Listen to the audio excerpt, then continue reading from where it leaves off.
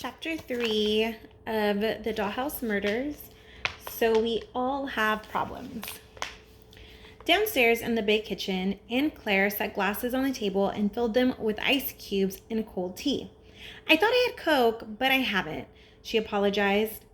I run out of things all the time. In Chicago, she paused, her expression wistful, there was a great little corner store. I used to shop practically every night on my way home from work. She sipped the iced tea. It was a friendly block. I loved it. Why did you leave? Amy thought. She knew, but she asked anyway. It was nice having a conversation with a grown-up who treated her like an adult. I lost my job, Aunt Claire said bluntly. No job, no money to pay the rent. This house had been empty for 4 years. Ever since Uncle James, your great-uncle, died, he was a real hermit. Lived in the kitchen and one bedroom and never touched the rest of the house. He didn't take care of the place, but we were glad to have him move in when the rest of us left 30 years ago. After his death, Paul, your father, kept asking me to come back and clear out the house. He didn't know what to do with everything, and this seemed like a good time to do the job. She looked around the kitchen. Not the cheeriest place to spend a few months, I can assure you, but it'll do for a while. She shook her head. So we all have problems. What about you, Amy? If you don't mind me saying so, those pretty brown eyes look a bit troubled right now. Amy hesitated. She hadn't planned to talk about the angry scene that had sent her running out into the countryside. You'll think I'm a rat, she said. I doubt it. I've done enough ratty things to know how bad it feels. I'm not likely to judge anyone else harshly. Amy clutched her glass in both hands. It's Luann, she said, the words spilling out fast. I'm so sick of looking after her and smoothing things over when she gets into trouble and losing friends because of her. That's what happened this afternoon. I know she can't help being brain damaged. She's like a little kid, and she always will be. I'm just tired of having to think about it. And my mom says I'm really terrible. She says I'm lucky to be the normal one, and I should quit complaining. Aunt Claire looked thoughtful. I can imagine her feeling that way. What does your father say? Amy shrugged. Nothing, usually. She searched for words that would describe her father's attitude. He just wants peace, I guess, she said. My mom yells and bawls me out. And Dad says, well, I'm sure Amy didn't mean it. Whatever it is. And he changes the subject. Or he says, let's remember we're a family. And that's not fair because I'm the kid who has to do all the remembering. Luann just goes along being herself and having her own way. Family means a lot to your father, Aunt Claire murmured. He had so little of it. He had you and great-grandma and great-grandpa Trelawney. Aunt Claire fluttered her fingers, brushing away the words. Our parents died when Paul was practically a baby, and we only lived with Grandma and Grandpa Trelawney until he was 5 and I was 18. Then they were killed in an accident, and the cousin who'd wanted to adopt us in the first place took Paul. The poor little guy must have been thoroughly confused by that time.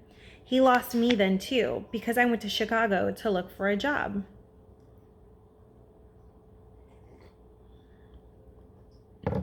Amy tried to picture her tall father as a frightened 5-year-old and failed. That's what I'm going to do, she said. The minute I'm 18, I'm going to get away from Claiborne. I'm going to have an apartment in Chicago and lots of friends and a neat job. Doing what? Aunt Claire smiled. It isn't as simple as it was when I did it. Now they ask which college you went to or which business school trained you. Then I'll go to college, Amy vowed. I'll go anywhere just so it's away from here. Aunt Claire reached across the table and patted her hand. You do sound as if you had your fill of sisters sitting. She seemed to be turning over something in her mind. I have a suggestion, she said. And that's all it is, a suggestion. Your mother and father will have to approve, but maybe you and Luann ought to have a vacation from each other for a while. If you'd like to keep me company for a couple of weeks, I'd love to have you." The offer took Amy completely by surprise. "My mom wouldn't let me," she said after a moment. "I have to care for Luann every day until she gets home from work. And when they go out." She couldn't say the rest of what she was thinking, that her mother wouldn't agree because she didn't particularly like Aunt Claire. "I'll talk to your father first," Aunt Claire said, as if she were a mind reader. Will he be home by now?" Amy glanced at her watch and shifted uneasily. Not only would her father be home, but by this time both her parents would be upset by her absence.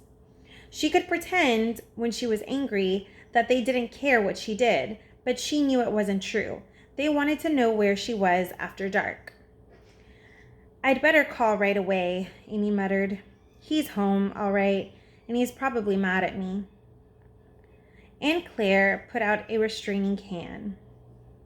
"Let me," she said. She jumped up and hurried down the hall to the telephone niche next to the parlor. Amy waited, hardly knowing what to feel. The harshly lit kitchen was faintly shabby with age. The curtains were thin and yellowed, and the linoleum was faded.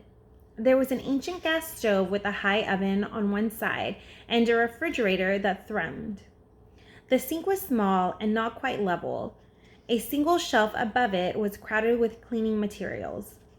The whole room was as different from her mother's sparkling, efficient kitchen as it could possibly be. Amy felt a flicker of homesickness. Could she really leave her family, her bedroom, everything that she knew, and move out to this isolated old house? "It's a sad place," she thought, remembering Aunt Claire's expression when she talked about the past. "I can feel sadness in the air." But then she thought about the picnic Ellen had called off after Luann got into trouble at the mall. She thought about how her sister would beg her to go back to the puppet show tomorrow, and how angry Mom would be if Amy refused to take her. The voice in the hall sounded warm, smooth, persuasive. Suddenly, Amy was praying that Aunt Claire would be able to make her parents agree to the visit. She wanted to come. In addition to her other reasons, there was a dollhouse up in the attic. I'll dust it and polish the furniture and make it look just like new," Amy thought. She was picturing the grandfather clock with its tiny gold pendulum and weights when her aunt came back into the kitchen. "Well, I've done my best," she said briskly. "Your father wouldn't say yes. I gather your mother is very upset about what happened this afternoon, but he didn't say no either. I think he wants you to come, Amy, and I'm sure he's going to see what he can do. Of course, they'll have to find a sitter to watch Luann after school for a week or so." She looked thoughtful. "It'll all take some doing. When you talk to them about it, remember you're invited because I need company. Don't mention Luann at all." Suddenly, Aunt Claire pulled Amy to her feet and swung her around the kitchen. "We could have one terrific time, kiddo. Doesn't it sound like fun?" "Oh, yes." Amy flew across the room and collapsed into a rocker. Her head whirled. This was just exactly what she wanted, wasn't it? A chance to get away from Luann for a while. Of course it was. But she didn't believe it would happen. Her mother would never let her do it.